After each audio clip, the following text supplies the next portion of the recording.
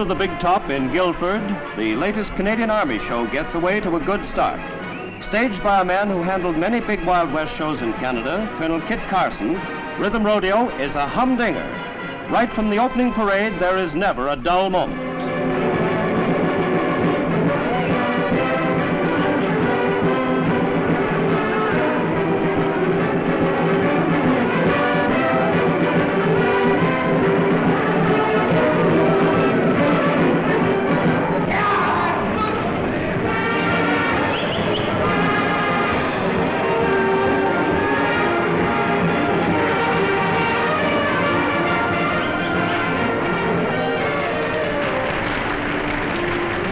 Comes to the winter scene and the skating routines, many Canucks in the audience get a touch of homesickness for the deep Dominion snows.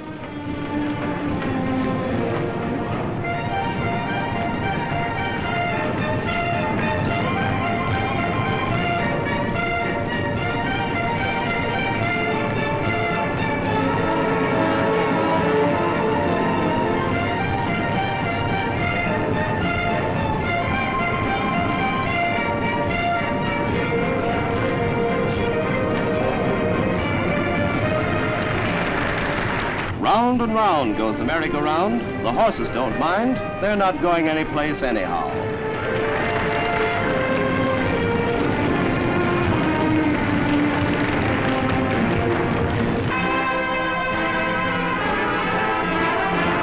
The grand finale of the show takes the form of a stagecoach holdup, 6 shooters and all. There must be gold in that dar taxi, and the wild redskins are going to get it or bite the dust.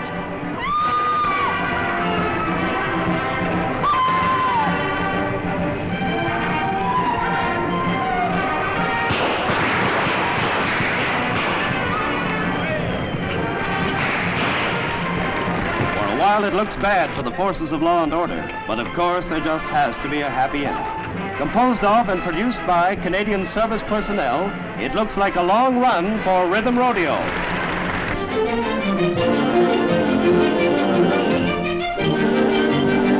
In Hamilton, Ontario, the first civilian post-war aircraft off the production line is christened with fitting ceremony. Workers in the Cub Aircraft Limited plant have changed over to peacetime production. By the hundreds, the Airways taxis of tomorrow roll off the line. The first complete Cub plane to be turned out is selected for special christening. It receives its name from Squadron Leader William Olmsted, the most decorated air officer in Hamilton. She is called Miss Winnipeg in honor of the Western City.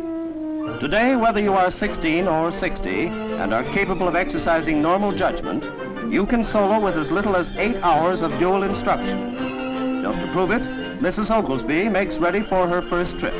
Be careful, Mrs. Ogilsby. Don't touch those controls. Uh-oh. Look out for a crash landing. Something has have to happen, but quick. Say, that's not bad flying for a 60-year-old lady who's never flown before. There must be some kind of a catch to this business. Yes, we were right. The old lady was just the chief test pilot in disguise. Meanwhile, in Montreal, workhorses of war get a facial and complete overhaul to fit them for peacetime work.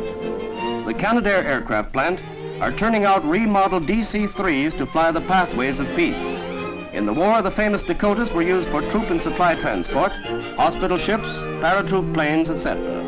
Now they are refitted for use on the Trans-Canada and other airlines. The first reconverted ship is inspected by Reconstruction Minister Howe and Trans-Canada Airlines President Symington.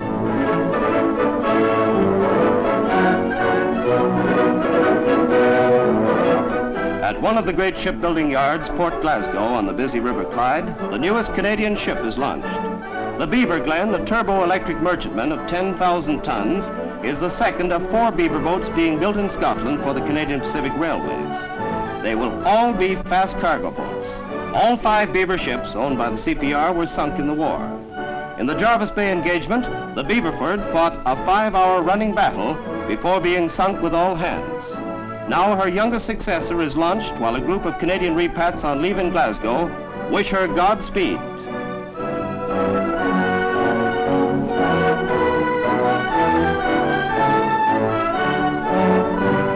Good luck and happy sailing to Canada's newest merchantman, the Beaver Glen.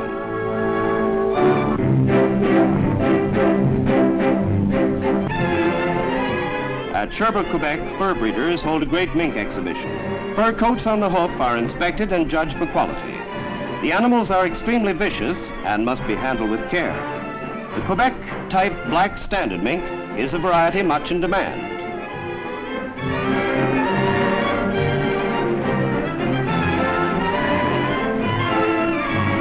The white glacier and pastel types are admired by a future customer. The king and queen of Quebec mink are presented with the crown. They are truly a regal pair. Meanwhile, in Brampton, Ontario, the 6th Ontario Live Fox Show is underway. Specimens worth many thousands of dollars are on display. A prize example of a glacier blue fox will sure look mighty nice when draped on some lucky lady's shoulders. Before being groomed, a gag is placed in the fox's mouth.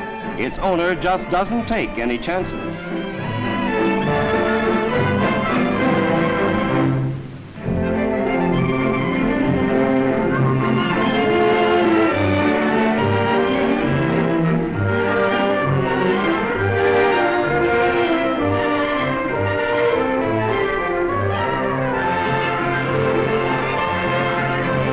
Highlights on display are the Arctic Blue and the Platinum Pearl, worth a cool $1,500 on the hook.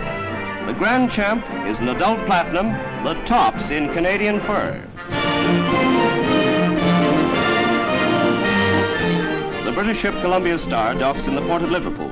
Just in from British Columbia via the Panama Canal, she carries the largest shipment of shell eggs ever transported in one load. They're all for the people of Britain. Sir Ben Smith, the British Minister of Food, inspects the consignment of 34 million of BC's prize hen fruit as they're unloaded.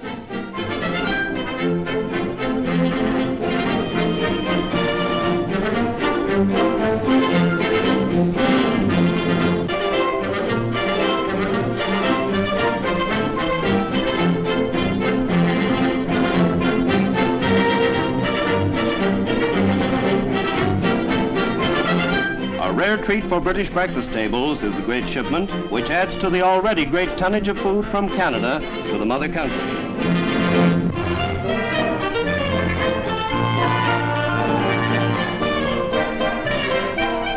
For the CAOF in Germany, the latest in automobile designs are on display. Hot off the RCEME production line are some of the original super-duper models of the pneumonia wagon, all ready for their personal appearance. Complete with everything but hot and cold running barmaids, who wants a Cadillac or a Packard when they can have the finest of general issues on wheels? No automobile designer can claim any patent on the new CAOF Jeep. It is completely new and original.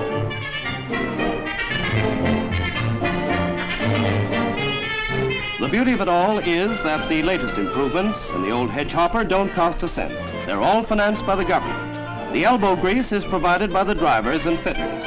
Come one, come all to see the latest super colossal CAOF 1946 models on display.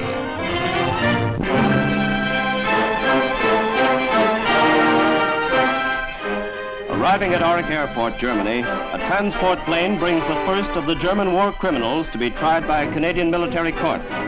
Brigade Führer Kurt Meyer, an officer of the former Waffen SS, goes on trial in the Normandy building. Kept under close arrest, Meyer is allowed out of his cell only for brief periods of exercise. He is charged with ordering Canadian prisoners of war shot while in his custody.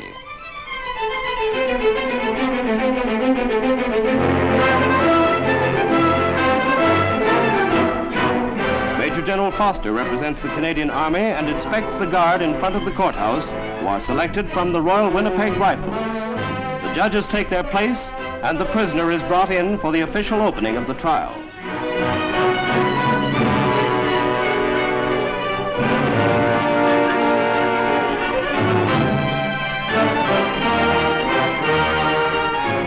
The court interpreter reads the charges against the prisoner at the bar, while the 6 judges wait to hear how he pleads.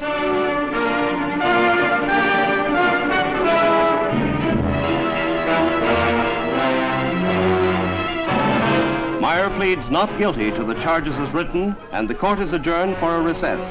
As the trial comes to a close, Kurt Meyer is found guilty and sentenced to death as the first war criminal convicted by a Canadian court.